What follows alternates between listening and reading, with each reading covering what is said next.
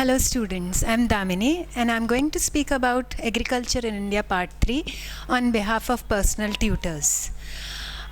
When we deal with Agriculture in India Part 3, today we are basically looking at what types of crops are called as cash crops and what type of crops are called as food crops.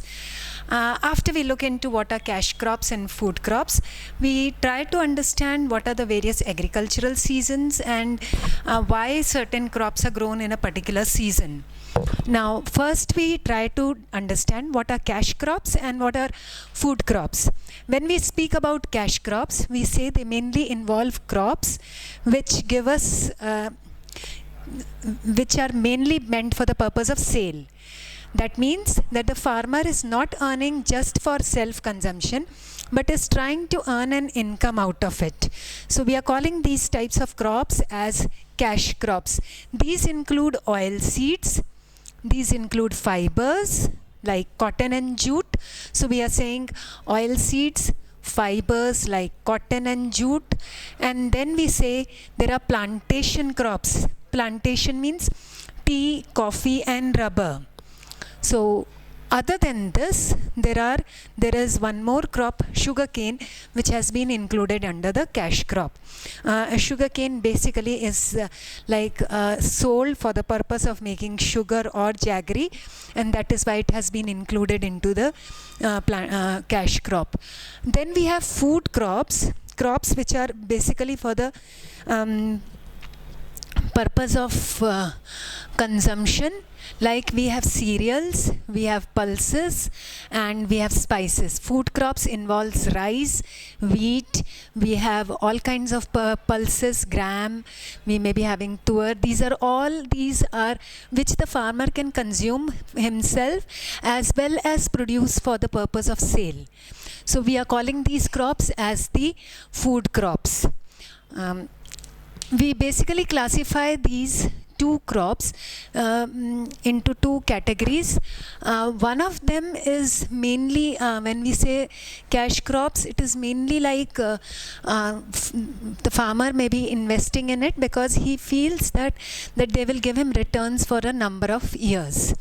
Now, when you look at the agricultural seasons, these are basically classified into two seasons, Kharif and Rabi, while we have also included a third one in other than this, the Zayyad crops.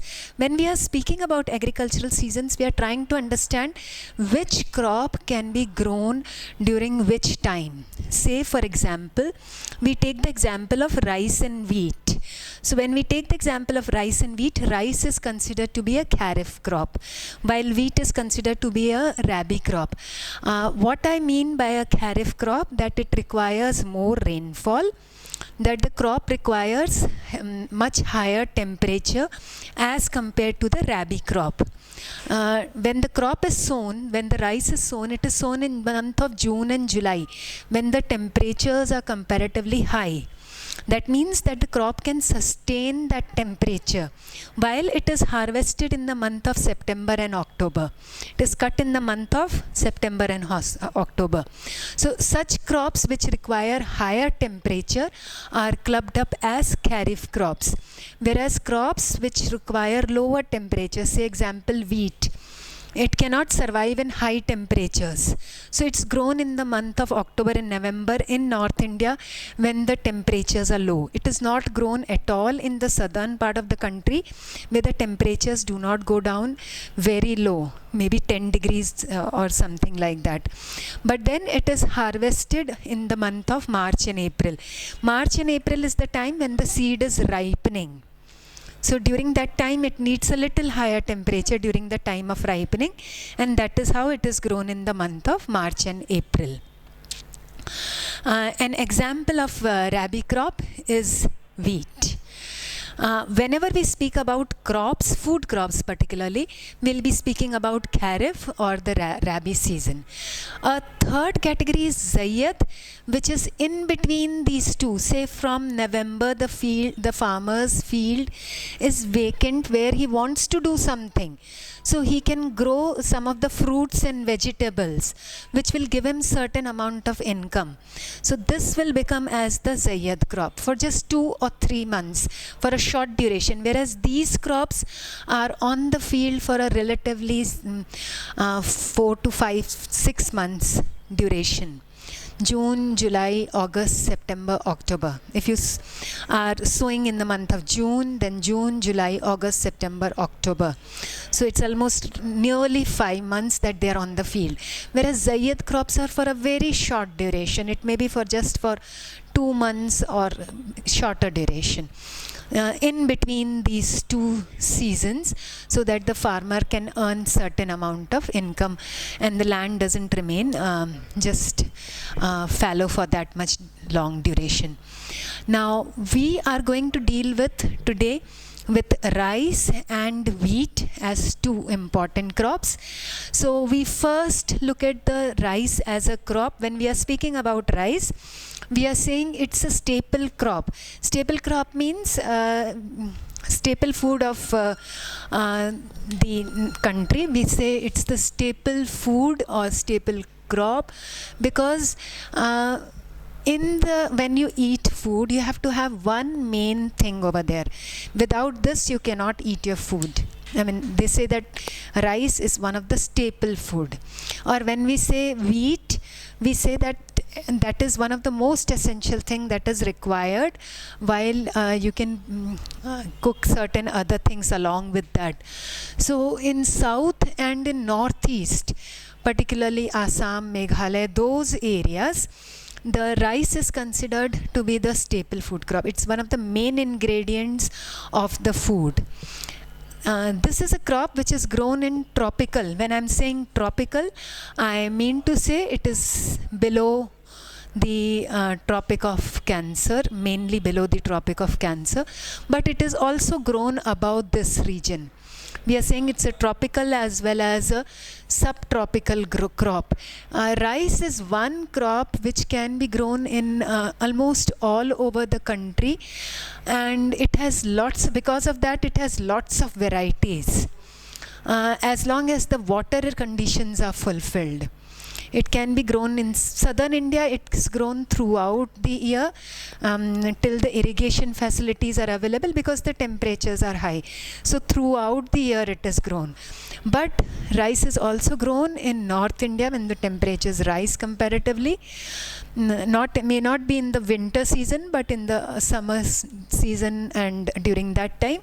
It's also grown in the northern part of the country and at varying type of topography. It is grown on a hill area, it is grown on a plain area, it's grown along the river banks.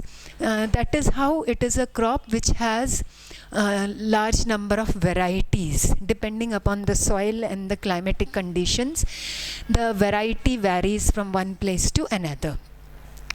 Now whenever we grow a crop, we basically have the method of sowing the seed. This method of sowing the seed is cultivation is of 3 types. We are saying the method of cultivation is of 3 types. We are saying the first one is the broadcasting method.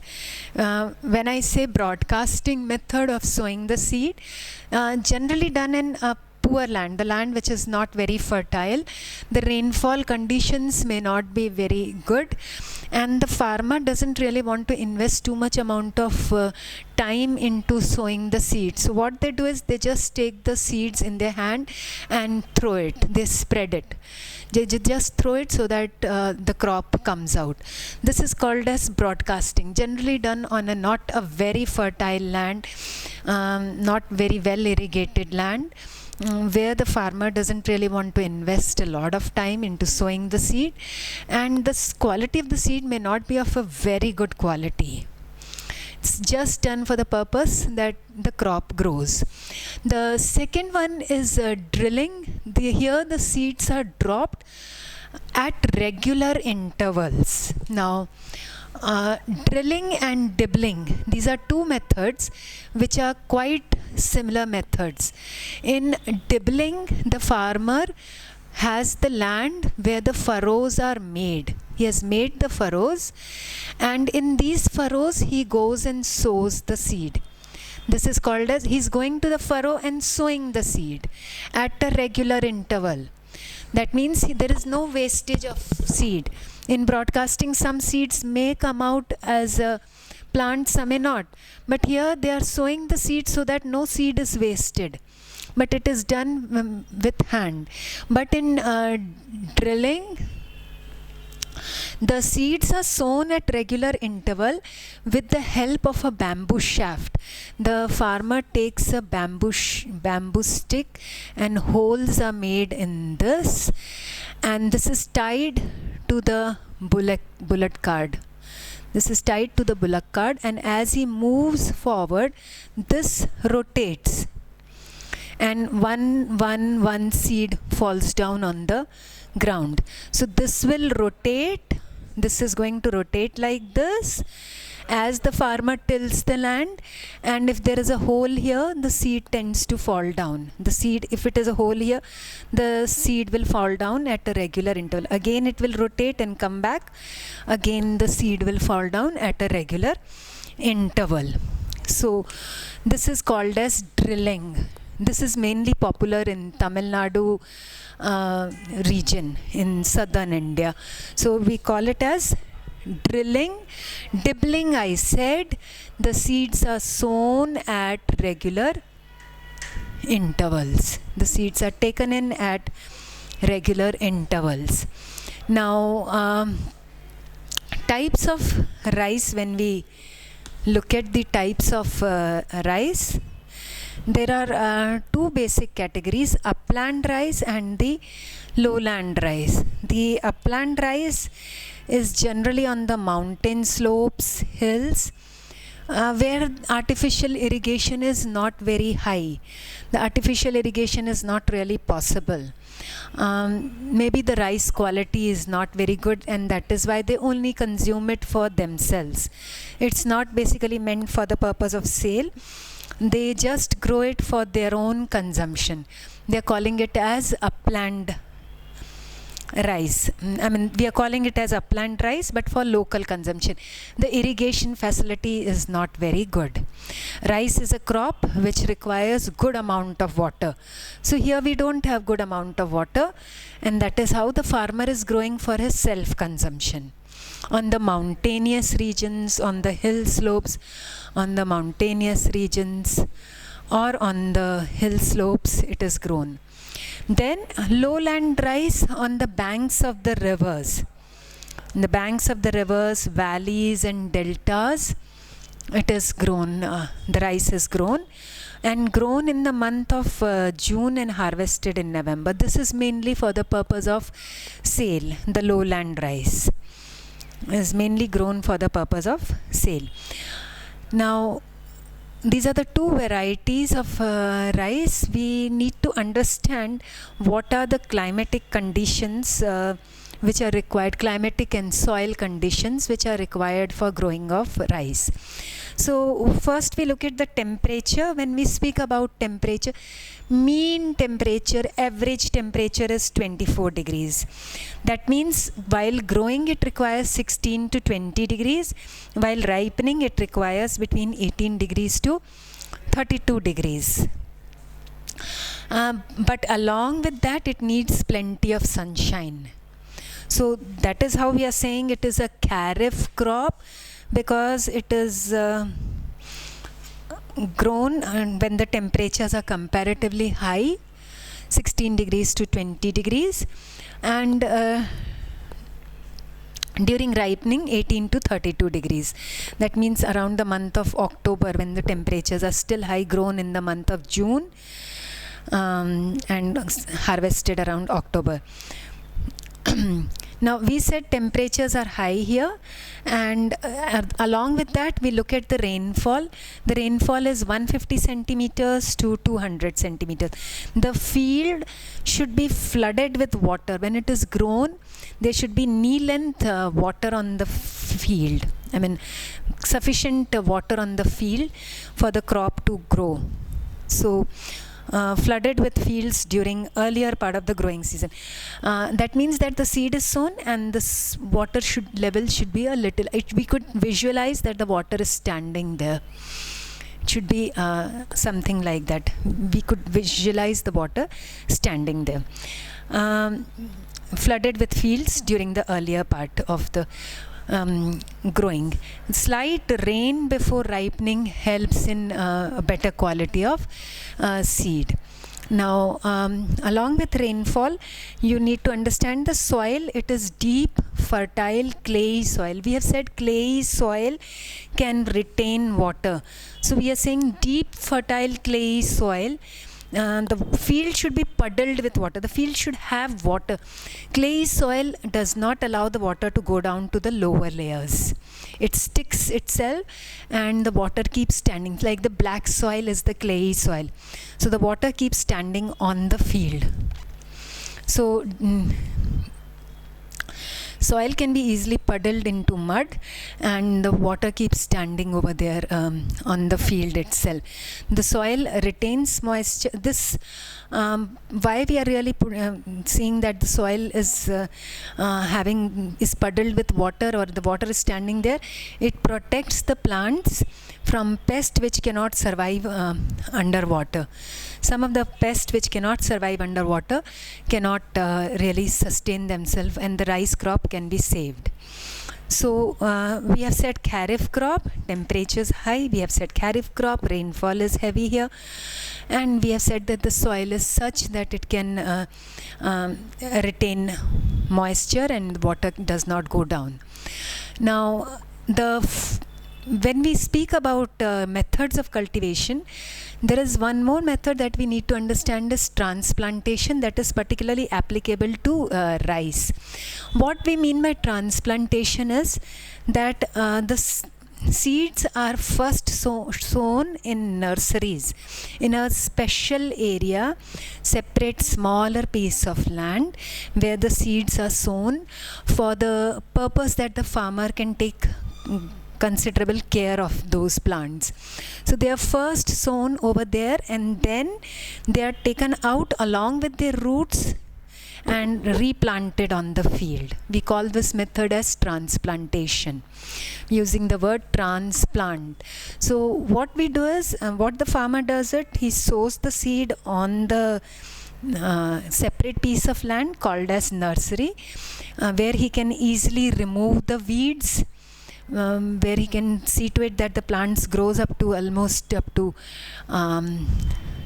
roughly to 20 centimeters of height, and then after that they are replanted on the field. Now, why is the farmer doing this transplantation? One thing is that good quality seeds can be sown, so that the quality of the rice is good.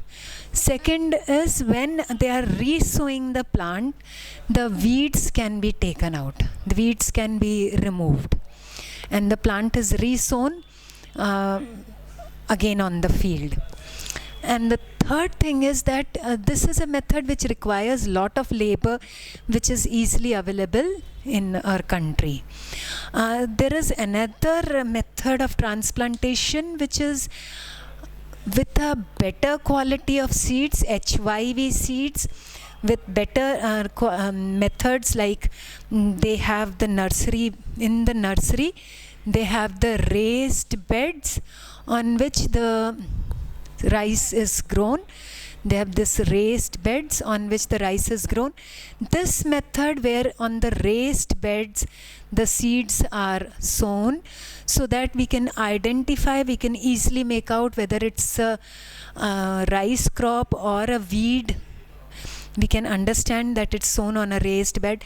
Here the quality of the seed is better, that is HYV, the seed. Japanese have developed this method, and it's called, they call their seeds as Japonica, and that is actually the HYV seeds. So it's this method of transplantation is called as Japanese method of transplantation, because here the farmer is also using the chemical fertilizers which are required during the early part, and giving sufficient water. I mean, water is always there even in the earlier method of transplantation.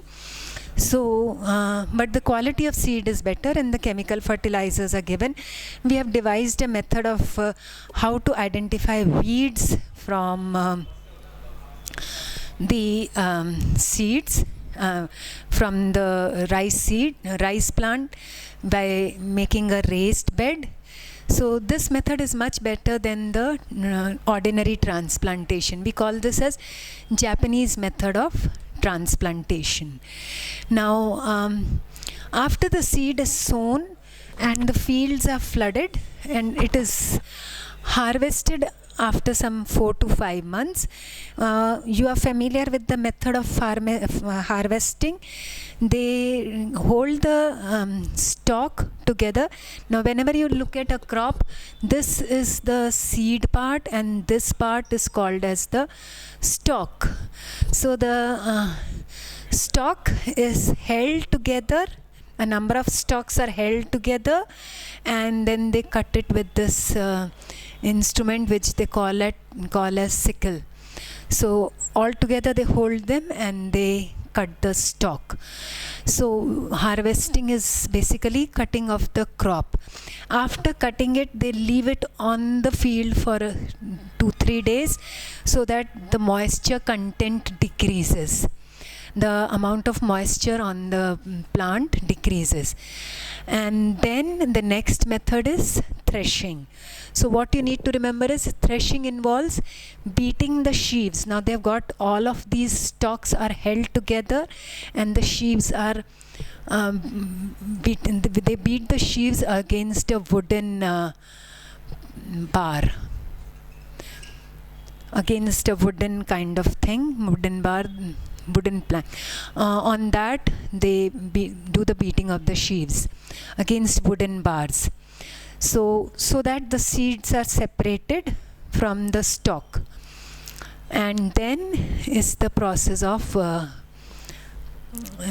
from the stalk, as well as the seed is separated from the chaff, the outer covering. We call it as chaff. Now after that they take the seed, they take it in a particular kind of thing they have, and from the top they shake it and the air blows away the chaff, the outer covering of the seed. That is separated from the seed. Seed being heavier remains there, they hold it and they shake it so that the chaff is separated. Once the chaff is separated, it goes for milling. That means polishing or hand pounding. You must have heard about hand pounding, where they have a thing like this and with that they beat the seeds so that the seeds are separated from the outer yellowish covering goes off. But then in polishing they rub the seed in the machine so that gradually, so that what happens is the outer covering goes off, makes it look much shiner and much better, but it also loses its nutrient value. The seed also loses its nutrient value. So that is how we are calling it as milling, which is really not advisable. They say milling is not good for the crop because it takes away the important nutrients from that. Now when you look at the rice growth, the leading producer states are West Bengal and the second state is Tamil Nadu. So both the states have 3 crops grown in a particular year.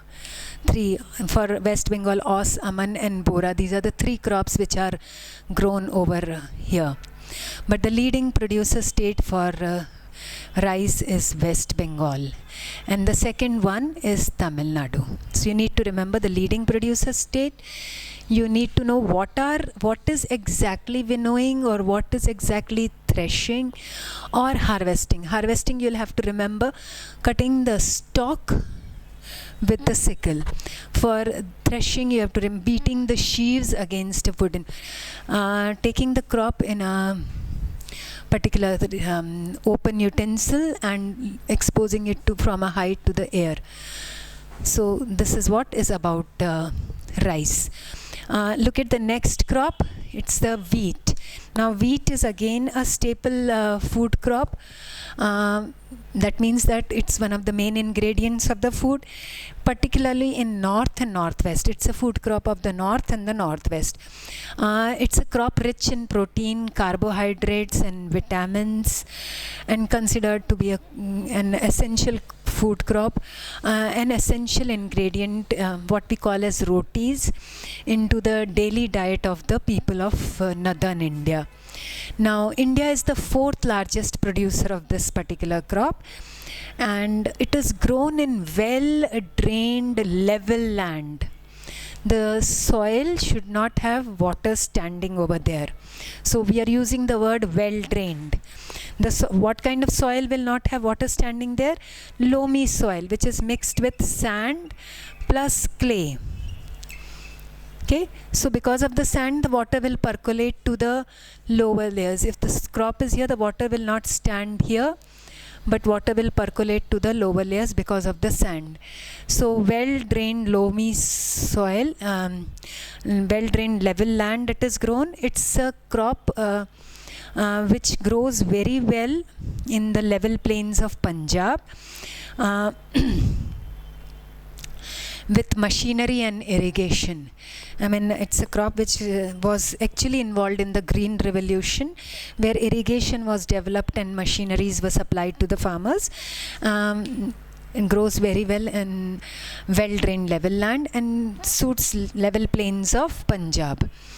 Now, there are 2 varieties of wheat, the spring wheat and the winter wheat. When we speak about spring wheat, it is a softer variety of wheat, while the winter wheat is a harder variety of wheat. We also call as the macaroni wheat. Okay, so this is a softer variety, this is a harder variety of wheat which is being grown. When we look at this particular crop and the temperature and the rainfall conditions, this crop requires, we said, lower temperatures, good climate with moderate rainfall, cool climate with moderate rainfall. Growing time, the temperature should be between 10 to 16 degrees, while ripening time 20 to 25 degrees centigrade. Now we are saying that this is a rabi crop because the temperatures are low here. It is also not raining during this time. Little rain is there in Punjab, which helps in the growth of this particular crop by the western disturbances, which helps in the growth of this particular crop. So growing time it is 10 to 16, ripening time 20 to 25 degrees.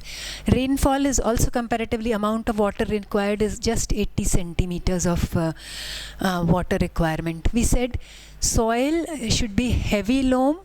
So what we mean by heavy loam is that it should be a mixture of sand and clay so that the water percolates to the lower layers. It's not just plain, I mean, clay soil is generally not preferred.